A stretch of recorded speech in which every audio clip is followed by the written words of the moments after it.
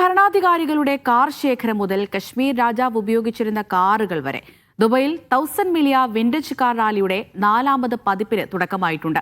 റാലിക്ക് മുന്നോടിയായി Emirates golf ക്ലബ്ബിൽ നടന്ന കാർ എക്സിബിഷൻ വാഹനപ്രേമികൾക്ക് അപൂർവ വിരുന്നായി മാറി. യുഎയുടെ ചരിത്രവും പാരമ്പര്യവും വിളിച്ചോതുന്ന ഭരണാധികാരികളുടെ സ്വകാര്യ കാർ ശേഖരങ്ങളും ദുബായ് പോലീസിന്റെ മെഴ്സിഡീസ് കളക്ഷനും എക്സിബിഷനിലെ പ്രധാന ആകർഷണങ്ങളായിരുന്നു. 1927 മുതലുള്ള 120-ലധികം വിന്റേജ് കാറുകളാണ് മേളയിൽ അണിനിരന്നത്.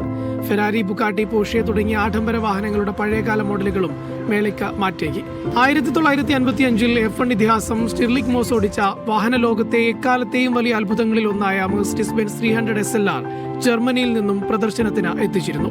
ഇന്ത്യൻ കോടീശ്വരനായ യോഹാൻ പൂനവാലയുടെ റോൾസ് റോയ്സ് കളക്ഷൻ മറ്റൊരു ആകർഷകമായി.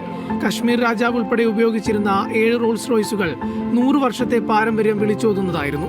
ലോകത്തിന്റെ വിവിധ ഭാഗങ്ങളിൽ നിന്ന് മലയാളികൾ ഉൾപ്പെടെ വിന്റേജ് കാറുകളുമായി മേളയിലെത്തി. ഒരു ഇറ്റാലിയൻ കമ്പനി നടത്തുന്ന ഒരു റാലിയാണ്. അതിൽ ഞാൻ ഇതുവരെയുള്ള എല്ലാ വർഷവും പങ്കെടുക്കാറുണ്ട്. ഈ റാലിയിൽ പങ്കെടുക്കണമെങ്കിൽ ക്ലാസിക് കാറും കയ്യിലുണ്ടാവണം. അപ്പോൾ ഞാൻ പല കാറുകളായിട്ടാണ് വരാറ്.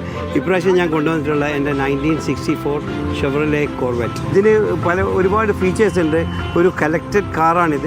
പ്രദർശനത്തിന് ശേഷം നാളെ മുതൽ 5 ദിവസത്തെ റാലിക്ക് തുടക്കമാകും. യുഎയിലെ 7 എമിറേറ്റുകളിലൂടെയും കടന്നുപോകുന്ന 1600 കിലോമീറ്റർ നീളുന്ന റാലി ഡിസംബർ 4-ന് സമാപിക്കും. Akshay Peravoor, media 1, Dubai.